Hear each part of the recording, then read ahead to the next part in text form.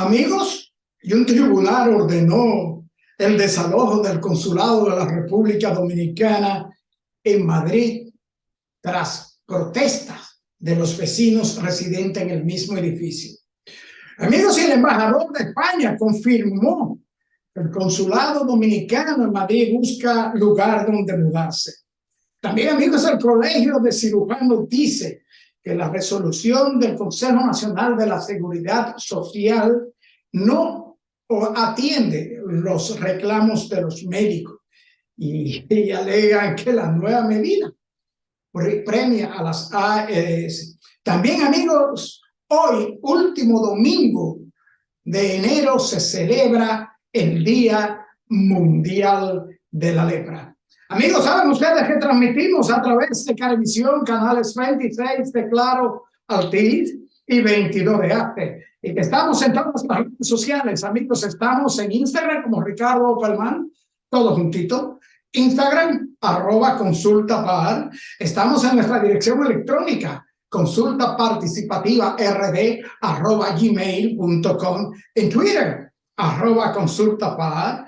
En Facebook, Consulta Participativa, y nuestro número de contacto, nuestro número de WhatsApp, 809-769-4500. Amigos, y nuestro canal de YouTube, que le pedimos que vaya a YouTube, activen la campanita de suscripciones y se suscriban a nuestro canal para que reciban todo el contenido de Consulta Participativa de manera directa y especial.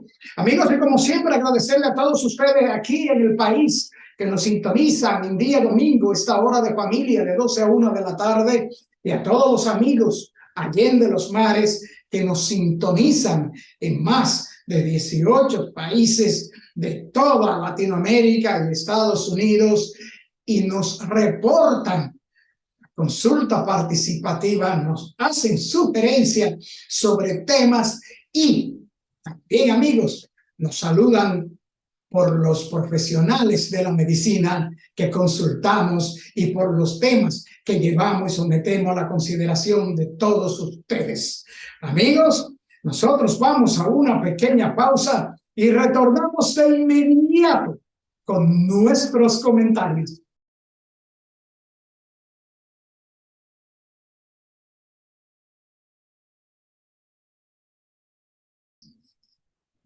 Amigos, y un tribunal judicial de Madrid ha ordenado al consulado de la República Dominicana en esa nación española desalojar el lugar que ocupa, donde alegadamente se producen ruidos innecesarios que afectan a los vecinos que residen en el edificio donde se encuentra alojado el consulado. El desalojo afectaría, además de las labores del consulado propiamente, el trabajo de las oficinas dominicanas de la Junta Central Electoral, la dirección de pasaporte y otras dependencias que funcionan en el edificio que está ubicado en la céntrica avenida Paseo de la Castellana. Esta orden judicial, amigo, obedece, según han informado los medios de prensa, a una litis que se llevaba hace años por el asunto de las quejas de los condóminos que residen en ese edificio sobre los ruidos, la aglomeración de personas que allí se producen. Y eso, entre paréntesis, nos hace pensar a nosotros en relación con el consulado de la hermana República de Panamá, aquí en la capital dominicana, donde muchos ciudadanos extranjeros hacen aglomeraciones, ruido, hacen hasta sus necesidades, según hemos visto en videos subidos en las redes sociales, en las calles. Amigo, y el embajador dominicano en España confirmó el viernes que existe una disposición que ordena el traslado de las oficinas del Consulado de la República Dominicana en Madrid por chocar con las normas del condominio. Juan Bolívar Díaz, ese afamado periodista dominicano, quien es ahora nuestro embajador en Madrid, informó que la misión consular se encuentra en estos momentos inmersa en la búsqueda de un nuevo local donde trasladar sus operaciones.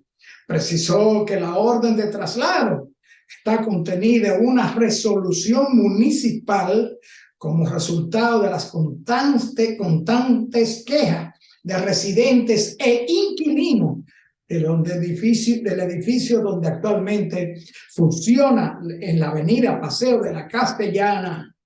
El diplomático destacó que se trata de un conflicto de años, como apuntábamos anteriormente. Este conflicto lleva más de 5 años. Es un problema viejo. Debe tener como 4 o 5 años la demanda original. Y parece ser que las autoridades anteriores no la manejaron adecuadamente. Tal vez, o no siguieron los procedimientos que tenían que seguir, señaló el embajador dominicano.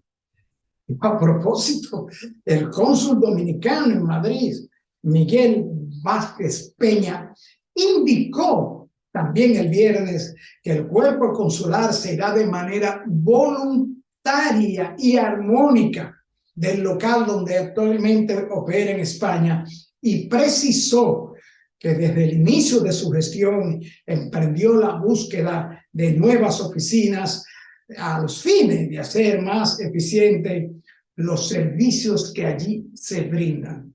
Y amigos, este joven político, exdiputado Miguel Vázquez Peña, un descendiente de José Francisco Peña Gómez, al que conocemos, es un joven de una trayectoria, joven también, valga la redundancia, pero con una actitud y una trayectoria muy responsable, al igual que sus hermanos. Su hermana, la doctora Vázquez Peña, amiga de Consulta Participativa.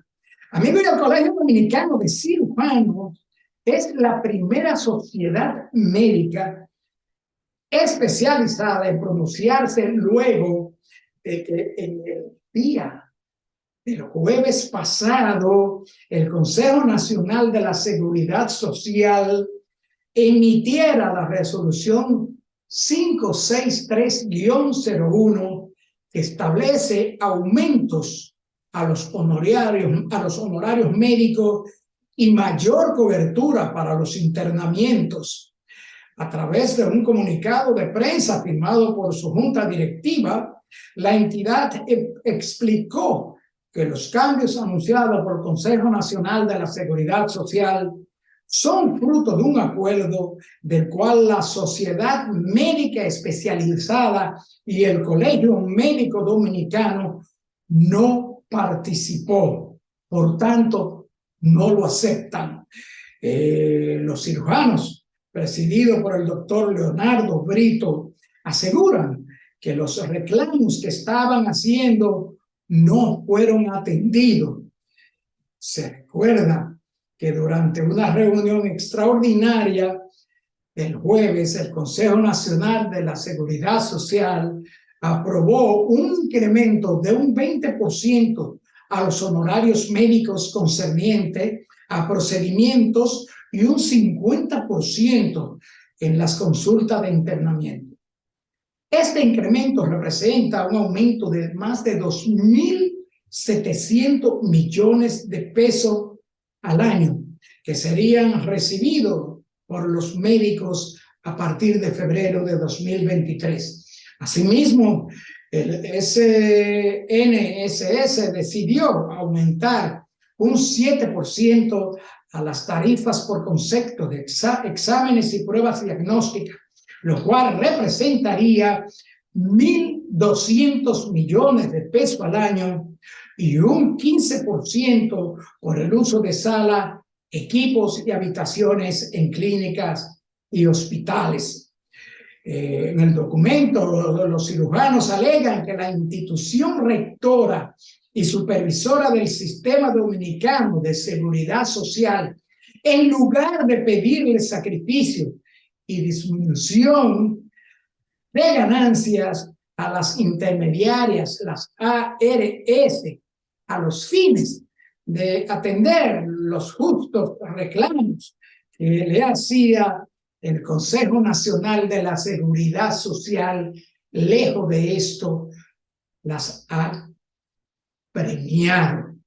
Amigos, si no entendemos mucho esta resolución, ni en qué beneficia, porque no vemos que se está haciendo ni bulla, ni comentarios sobre en qué beneficia esta resolución a los afiliados a las ARS que pagamos el régimen contributivo y que recibimos la cobertura que decide la ARS.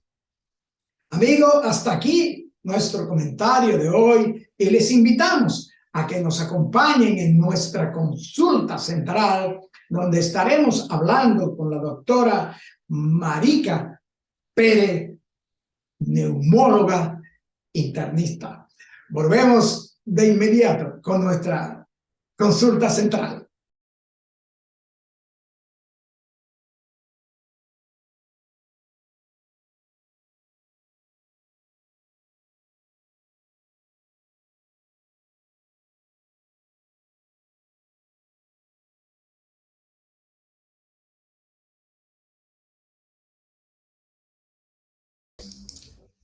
Bien, amigos televidentes, nos acompaña hoy en esta consulta una amiga, coproductora de Consulta Participativa, una médico especialista de estas que no solamente tienen la especialidad médica, sino que también tienen la especialidad humana. Nos referimos a la doctora Marica Pérez, que tenía ya muchas lluvias que no estaba por Consulta Participativa. Bienvenida a Consulta Participativa, doctora. Muchas gracias. Feliz año nuevo para toda la teleaudiencia y muy agradecida de esta invitación el día de hoy. Gracias, doctora.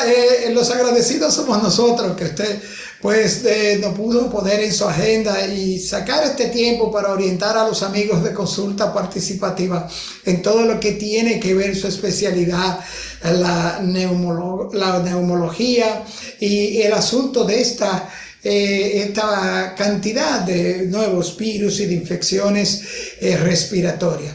Y vamos a arrancar, doctora, de inmediato.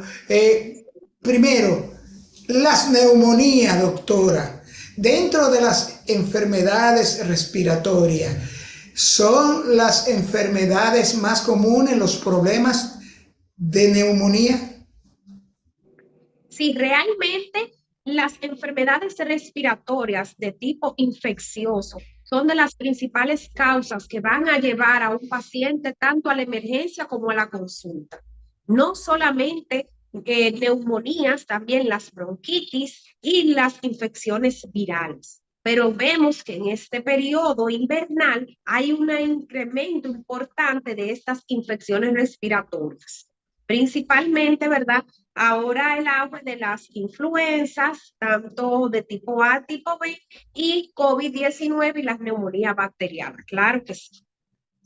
Ahí, eso justamente, doctora, las neumonías bacterianas, pero tenemos el asunto de la influenza tipo A y tipo B, que está bastante extendida.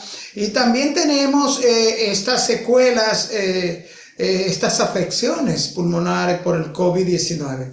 Pero dígame, doctora, en las neumonías bacterianas, ¿cuáles son estas neumonías bacterianas y cómo se adquieren esta neumonía bacteriana? Si pudiéramos primeramente iniciar definiendo que una neumonía es una infección e inflamación del parénquima pulmonar que puede ser producida por bacterias, virus, hongos y parásitos. Cuando hablamos de neumonía bacteriana, principalmente va a ser producida por la bacteria Streptococcus pneumoniae y la principal vía de adquisición es la vía aérea. Cuando las personas afectadas tosen, estornudan o tienden a hablar con expulsión de pequeñas gotas de saliva. También puede verse contaminación ya en menor medida por vía hematógena de otro foco, es decir, una persona que utilice catéteres para diálisis, para terapia de oncología, pacientes que utilizan drogas endovenosas o por diseminación hematógena de otra infección, ya sea una infección de orina complicada en un paciente inmunosuprimido. Esas serían como las principales formas de adquisición de las neumonías bacterianas. Esas últimas que usted menciona son las llamadas neumonía intrahospitalarias o nosocomiales, doctora. Cuando hablamos de neumonías asociadas a los cuidados de salud, son aquellas que se ven después de las 48 o 72 horas de un paciente respiratoria. Entonces, es más frecuente en ese tipo de pacientes, lo que se dializa con los pacientes oncológicos, porque están de forma subsecuente teniendo una asistencia continua al hospital. Entonces, estos gérmenes que van a adquirir generalmente van a estar asociados al área hospitalaria. Doctora, en las neumonías, ¿qué síntoma produce la neumonía? ¿Puede una persona o un paciente afectado de gripe estar padeciendo un problema de pulmón sin saberlo? ¿Cuáles son estas señales para decir que una persona está afectada con un tipo de neumonía? Sí, vamos a tener dos tenores de acuerdo a la gravedad.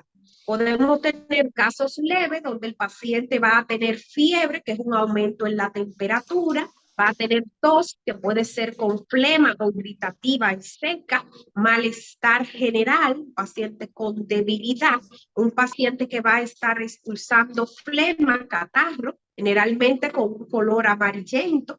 Puede incluso un paciente presentar otros signos o síntomas atípicos como náuseas, vómito, diarrea, dolor articular, en el contexto de que sea una neumonía que llamamos atípica, donde son gérmenes atípicos. También podemos ver ya formas más graves de neumonía, donde el paciente va a tener dificultad para respirar, donde el paciente incluso puede tener la muerte. Generalmente esas neumonías más graves las vamos a ver en los pacientes mayores de 65 años, pacientes inmunosuprimidos, como los pacientes con VIH, los pacientes que no utilizan medicación inmunosupresora por enfermedades como lupus, artritis, pacientes oncológicos o que están en ese momento en terapia de sustitución renal, como la hemodiálisis. Tienen tendencia a hacer neumonías más graves. También en el grupo de los pacientes ya ancianos pueden no presentar ninguno de estos síntomas y solamente presentar alteración de la conciencia, es decir, un señor generalmente que hablaba, compartía con su familia, está más dormido de lo normal, no responde, no tiene un estado de alerta. Esto puede ser una manifestación de una neumonía grave. Doctora, pero las neumonías, porque años A, el que tenía, le diagnosticaban una neumonía, había cierto recogimiento de las personas. ¿Qué tan contagiosa es la neumonía? O si solo ciertos tipos de afecciones de pulmón son contagiosas. Debemos primero aclarar, ¿verdad?, que cuando hablamos de neumonía estamos hablando de un amplio espectro de agentes que la pueden causar. Entonces, no es lo mismo una neumonía que se produce por Streptococcus pneumoniae, que es la bacteria que más frecuentemente produce las neumonías, que una neumonía que se produce, un ejemplo, por una legionela, que es otro organismo, otra bacteria, ¿verdad?, que tiende a ser un poco más agresiva y tiene un mecanismo de transmisión mayor o es más virulenta. Entonces, de acuerdo a esto, recordando que la forma de transmisión más frecuente es la vía aérea, les recomendaríamos a los pacientes el uso de su mascarilla para evitar contagiar a los demás, lavado de manos para evitar los fomites, es decir, que usted tosa o se estornude en la mano, vaya y agarre el manubrio de la puerta o vaya y agarre una superficie y ahí puede quedar la bacteria. Tener el cuidado de la higiene de manos. Asimismo, evitar contacto con pacientes o con otras personas que convivan en la casa que tengan alteraciones en las defensas, como las personas diabéticas, como las personas con cáncer, como las mujeres embarazadas, como los niños menores de 2 años, que sabemos que tienen un mayor riesgo de infectarse y de que si se infecta tengan una neumonía grave. Entonces, estas serían como las medidas del lugar. Si hablamos ya de otros microorganismos que tienden a ser ya más agresivos, generalmente los mecanismos de transmisión o la capacidad de transmitirse la virulencia de ese microorganismo, esa agresividad es menor, entonces ya recomendaríamos otras medidas y generalmente esa la toma el personal de salud porque es un paciente que estaría ingresado. Pero en general, medida de colocarse su mascarilla, lavado de manos sería suficiente para un paciente con una neumonía en el hogar. Doctora, en las neumonías tenemos entendidos que hay varias fases en la neumonía y que según se agrava el paciente, se agrava la patología, la afección pulmonar, puede degenerar e inclusive hasta la muerte. Cuando un estado, una afección pulmonar puede ser un riesgo inminente o un riesgo de muerte, y cuándo se puede decir que se puede trasplantar un pulmón. Realmente las neumonías, si es en una persona joven, saludable, tienden a ser de un curso leve, generalmente. Pero ya en pacientes mayores de 65 años, pacientes que tengan comorbilidades como enfermedad cardíaca no controlada, pacientes diabéticos, aunque estén controlados, pacientes con enfermedades reumatológicas, dígase lupus, artritis, dermatomiositis, entre otras. Los niños menores de 5 años, las mujeres embarazadas pueden tener un mayor riesgo de complicaciones. Cuando hablamos de que un paciente pudiera complicarse, aquel paciente que a pesar de tener los síntomas no acude o no está utilizando un tratamiento, dígase, adecuado, sobre todo adecuado, porque hay personas que van a la farmacia, le indican un antibiótico, le indican un medicamento que no es para la enfermedad que tienen, que no tienen actividad en el pulmón o que no está indicado en ese contexto donde se sospecha que se adquirió la neumonía. Entonces, ojo con eso, tratamiento adecuado. La recomendación es que toda persona que tenga fiebre, que tenga tos con expulsión de flema, dificultad respiratoria, o malestar general, debe de acudir a un centro de salud para ser evaluado por personal que tenga la facultad para hacer un diagnóstico y poner un tratamiento adecuado y por ende evitar complicaciones graves como pudiera ser la muerte. Doctor, ¿y cuándo decimos que el paciente está padeciendo una afección pulmonar crónica? Depende de la patología de la que estemos hablando, porque hay un grupo de enfermedades respiratorias que ya se consideran crónicas, como las obstructivas, el asma, la enfermedad pulmonar obstructiva crónica o EPOC, que es la asociada a tabaco. Ya las enfermedades pulmonares intersticiales difusas o neumonitis del pulmón son enfermedades crónicas, entre otras. Pero no podemos hablar de que una neumonía bacteriana o una influenza, que es una afectación viral, se considerarían como crónica.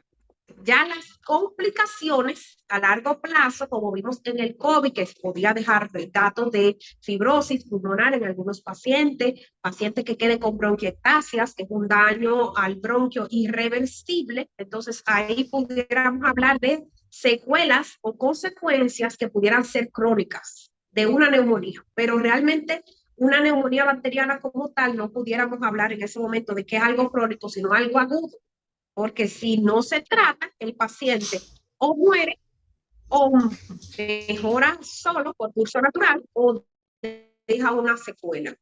pero no podemos considerarlo como algo crónico. Doctora, ¿hay enfermedad pulmonar hereditaria? Sí, sí, hay varios síndromes genéticos dentro de los más comunes que se ven generalmente. Pudiéramos considerar lo que es el síndrome de Cartagena. Podemos también encontrar la mucoviscidosis o fibrosis quística que se ve en los niños, que son aquellos niños que nacen con una deficiencia glandular donde va a haber un daño pulmonar secundario. Eso es común, aunque se asocia a raza blanca, en nuestro país hay casos. Incluso hay una clínica de fibrosis quística en el Robert Cabral. Y sí hay enfermedades crónicas del pulmón y hereditarias, síndromes hereditarios de pulmón. Pero generalmente se van a ver en la infancia o debutan en la infancia. O sea, cuando es hereditario, viene con el nacimiento, o sea, y se detecta temprano. En el caso de la fibrosis quística, hay una alteración cromosómica que transfieren los padres a los hijos. Actualmente, con las nuevas técnicas, pudiéramos hacer una detección intraútero de los niños y hay pruebas genéticas que se le pueden hacer al niño desde recién nacido que detectan el gen anómalo de la fibrosis quística. Incluso hay tratamientos ya asociados a las mutaciones más frecuentes, pero realmente todavía no hay una concientización así tan importante en la población y no todos los padres acceden o tienen el acceso a realizar pruebas genéticas al recién nacido. Una de las más comunes es la prueba de talón. Ya se está tratando como de concientizar a la población para que se lo realice a los recién nacidos. Doctora, tenemos que hablar en extenso, si así nos lo permite el tiempo, del asunto de la influenza, la bronquitis, el asma. Para cerrar un poco con la neumonía, doctora, ¿puede una persona vivir con un pulmón? Claro, sí, claro. Hay pacientes donde se ha hecho extirpación de un pulmón. Si el pulmón contralateral está sano, puede una persona vivir muchos años con un solo pulmón, porque hay una compensación por el órgano que queda. Y hay pacientes que viven años incluso con un pulmón trasplantado y el pulmón contralateral enfermo y puede vivir una persona con un pulmón siempre y cuando el pulmón que quede tenga una capacidad funcional que permita mantener los requerimientos del paciente, pero sí, puede una persona Doctora, en, vivir. en las neumonías se puede dar caso de un pulmón enfermo y el otro no. Es lo más común. Generalmente hay una localización, incluso de acuerdo al origen de la neumonía, vamos a buscarla en un segmento pulmonar, incluso en uno de los pulmones. Cuando hablamos de neumonía por aspiración, que es la que se produce cuando el paciente va a llevar generalmente contenido de cavidad oral o contenido gástrico a los pulmones, la vamos a buscar generalmente en el pulmón derecho, porque por la forma del bronquio principal derecho permite que llegue más fácil al pulmón derecho y generalmente lo vamos a encontrar en los segmentos posteriores de los lóbulos del lóbulo inferior, porque ese sería el lugar donde más frecuentemente va a ir el contenido aspirado. Generalmente cuando es neumonía de diseminación hematógena la vamos a encontrar en los lóbulos superiores. Cuando es por contigüidad de un foco abdominal, la vamos a encontrar en los segmentos inferiores, generalmente del pulmón donde se encuentra o del lado donde se encuentra la afección. Entonces, es muy frecuente que sea una sola afectación. Ya cuando hay afectación multilobar, es decir, más de un lóbulo de los pulmones, porque recordamos que el pulmón derecho tiene 3 lóbulos y el pulmón izquierdo tiene 2 y la língula, vamos a encontrar que es una enfermedad ya más grave. Cuando la neumonía afecta 2 segmentos de un pulmón o el pulmón contrario, es una neumonía grave.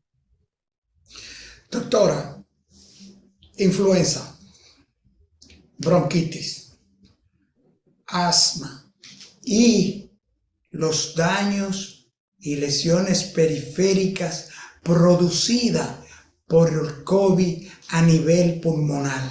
Esto después de la pausa, doctora.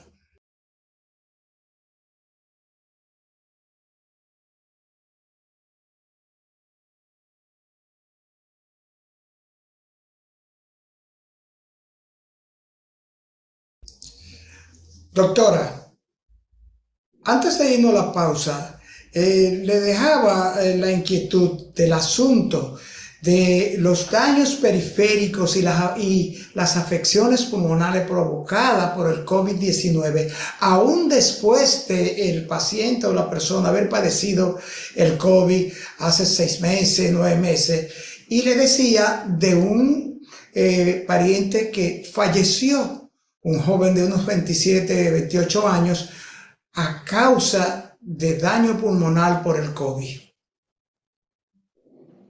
Sí, las secuelas o lo que ya incluso tiene un código como enfermedad, lo que llamamos COVID prolongado, y las secuelas de COVID pueden ser igual de agresivas o nefastas para el paciente que las padece. Se considera como enfermedad de COVID prolongado aquel paciente que continúa con síntomas, inclusive sin previamente tener una prueba positiva, solamente con la sospecha de que padeció COVID, y luego de 21 días presenta o continúa presentando síntomas de la enfermedad.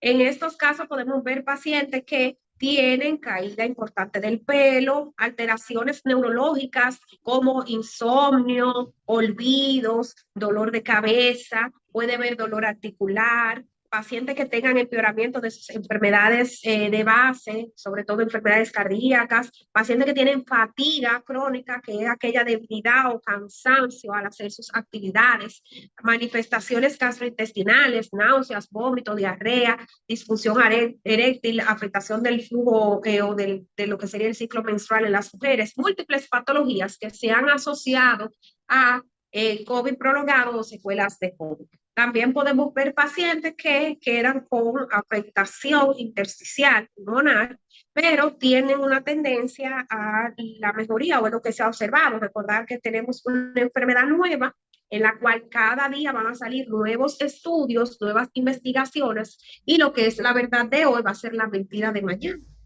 Entonces, sí hay una afectación importante de las secuelas de COVID-19, sobre todo en los pacientes que presentaron al inicio la variante original. Esta fue la variante más agresiva. Y vemos entonces que esta secuela, doctora, independientemente de la edad, pueden suceder en pacientes jóvenes y pacientes también mayores.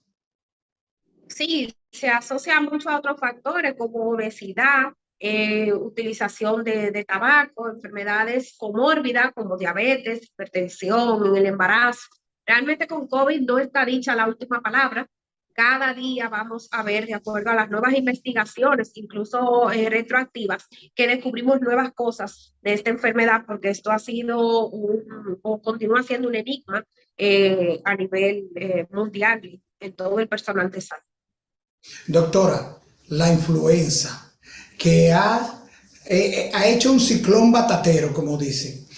¿Por qué personas vacunadas contra la gripe, contra la influenza, están siendo afectadas por la influenza? Y de una forma, hay una amiga televidente que nos dice que duró 11 días con fiebre sin lograr bajarla, que perdió el apetito, que vomitaba, que las fiebres, los dolores de cabeza. ¿Es que las vacunas no son tan efectivas o no se están usando la vacuna correcta contra la influenza en el país? Primeramente tenemos que decir que la influenza no es una enfermedad nueva, es muy vieja, es una infección viral muy común. Incluso hay muchas personas que la padecen cada año y fallecen. Hay muchas personas que fallecen por influenza, sobre todo en países donde las estaciones varían más y hay mayor estadística. Entonces, ¿qué ocurre con las vacunas? Esta es una pregunta muy común. ¿No funcionan las vacunas?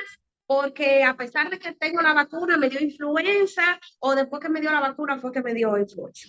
Tenemos que recordar que influenza tiene muchas variantes, ¿verdad? Tenemos tipo A, tipo B, y de acuerdo en el tipo A vamos a encontrar que de acuerdo a las proteínas de superficie se va a subdividir en el H y el N, ¿verdad? Tenemos la H1N1, tan temida, tenemos H3, H4 y de acuerdo a la N también van a ir variando.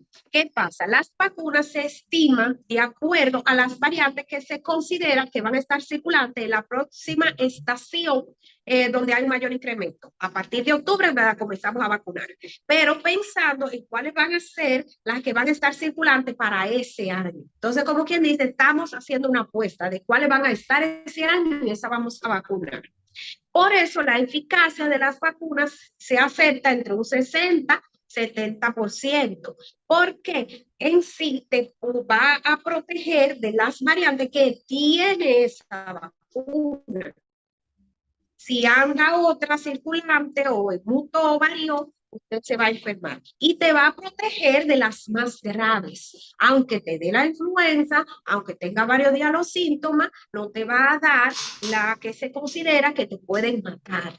Entonces, no es que estamos usando la vacuna que no va o que estamos utilizando una vacuna mal, no es eso. Es que eso es lo que se estila de una vacuna estacional. Y hay pacientes que dicen, bueno, yo me vacuné de influenza, pero ¿hace cuánto usted se vacunó? ¿Hace 3, hace 5 años? Ya eso no le vale. Tiene que ser anual. Ok, yo me vacuné de la influenza, pero aparte de la vacuna de influenza o de que ande influenza, andan otros virus también circulantes en este periodo y quizás usted presentó la gripe, no se hizo prueba y dijo, bueno, yo me vacuné de influenza y me dio la influenza y me dio peor después de que me vacuné. Entonces, o estaba incubando o afectó otro virus o como les dije, presentó una infección por otra variante que no era la que lo estaba protegiendo, en ese caso la vacuna. Recordar que lo que buscamos con esta no es que no le dé, es que le dé más leve y que no lo lleve a un estado grave de su salud donde pueda perder la vida. Ese es el objetivo de la vacuna. Doctora, la bronquitis, la famosa bronquitis y el asma bronquial, ¿cuán dañinas son estas dos patologías que, como vemos, son también como la gripe, son comunes? La bronquitis, es decir, me dio bronquitis. Otros confunden el hecho de la bronquitis y la bronconeumonía. Explíquenos, señora, doctora, la bronquitis, ¿cuán dañina es para los pulmones? Tenemos que recordar, ¿verdad?, que todo depende del nombre que usted le dé a las cosas. Vamos a encasillar. Asma es una enfermedad crónica generalmente asociada al factor hereditario, no es curable, va a haber una obstrucción de la vía aérea que se va a manifestar por una disminución de los valores en la espirometría o lo que sería la prueba de función pulmonar. Entonces, cuando hablamos de bronquitis, como lo indica su nombre, es una inflamación bronquial. La bronquitis puede ser secundaria a una afección por un virus, como la influenza, puede producirse por un virus X, rinovirus, adenovirus, que sea, puede producirse por exposición a agentes químicos, una bronquitis química, destapé un bote de cloro, me puse a limpiar una habitación, me inflamó los ojos. Entonces, cuando hablamos de bronquitis, es inflamación bronquial. Que sea producida por X o por Y agente o por tal causa, ya eso es otra cosa. En el caso de asma, estamos hablando de una enfermedad crónica de la vía respiratoria. Anteriormente tendíamos a romantizar el asma y decíamos, bueno, el paciente tiene una bronquitis asmatiforme, con hiperactividad bronquial. Asma es una enfermedad crónica, no se cura. Bronquitis, inflamación del bronquio, por la causa que sea, ambas, depende del seguimiento. Si usted es asmático, tiene que tener acceso a un personal de salud calificado que le dé un seguimiento, hacerse un diagnóstico a tiempo y utilizar el tratamiento de acuerdo a las guías que ya están establecidas. Y con el tratamiento adecuado, no con el tratamiento que le mande un farmacéutico, sino con el seguimiento de un neumólogo. Al igual que una bronquitis, ¿verdad? El facultativo le va a colocar de acuerdo a la etiología el tratamiento adecuado. Si no tiene un tratamiento adecuado, puede incluso ocasionar la muerte por un mal seguimiento. Doctora, modernamente ya no se escucha la afección de la tuberculosis. Es muy raro escuchar que alguien tiene tuberculosis, pero realmente todavía se presentan en los gabinetes de ustedes, los especialistas, neumólogos internistas, casos de tuberculosis en la actualidad. La tuberculosis pulmonar es una de las enfermedades infectocontagiosas más prevalentes a nivel mundial y que más muerte produce. En la República Dominicana sí tenemos casos de tuberculosis, tanto la variante sensible a drogas como multidrogoresistente. ¿Qué ocurre con la tuberculosis? Es una de las enfermedades que queremos escondernos aquí detrás de la oreja. No hablamos de ella, pero sí existe y es común. Anteriormente decíamos que tuberculosis solamente era una enfermedad de las clases bajas, clases sociales, clase económica baja, pero vemos que no. Tuberculosis pulmonar es una enfermedad producida por la Mycobacteria tuberculosis, se transmite de forma aérea de una persona infectada a una persona que sea un receptor con una debilidad inmunológica para desarrollar la enfermedad. ¿Qué quiero decir? Podemos tener una persona que esté infectado, pero no enfermo. O sea, se expuso a la tuberculosis, conoció la mitobacteria, pero no desarrolló la enfermedad, desarrolló una inmunidad. Y después, más adelante, si esa defensa baja, puede padecer la enfermedad. Y tenemos personas que ya son enfermos, que son los que tienen síntomas y transmiten la enfermedad, pero no está erradicada. Todavía tenemos muchos casos de tuberculosis y se espera que después del COVID-19 todos los logros que teníamos a nivel de tuberculosis han ido atrás. Tenemos mucho más casos de tuberculosis. Lo que pasa es que las personas tienen quizás todavía mucho tabú de hablar de la enfermedad, pero es común y se ve en todos los estratos sociales, independientemente del nivel socioeconómico de la persona. Y no importa, usted ve el paciente, que usted lo ve, usted dice, bueno, yo lo veo rozagante, lo veo bien, y tiene tuberculosis. Doctora, dígale a los amigos de Consulta Participativa qué hacer para cuidar y proteger nuestros pulmones. Lo primero es si usted utiliza tabaco o algún dispositivo electrónico como vape, entre otros, abandonar el uso de tabaco y derivados. Segundo, evitar la exposición a humo y contaminantes ambientales, como quema de biomasa, exposición a humo de leña, exposición a químicos, todo eso produce daño en sus pulmones. Evitar, en medida de lo posible, exposición a personas enfermas. Si usted tiene su niño con gripe o tiene un familiar con algún proceso respiratorio, utilizar su mascarilla, higiene de manos. Hacer ejercicio, una alimentación sana y control de las enfermedades comórbidas. Si es diabético, tener buen control de su diabetes. Si es hipertenso, mantener un control de la hipertensión. La pérdida de peso, mantener un peso adecuado es fundamental.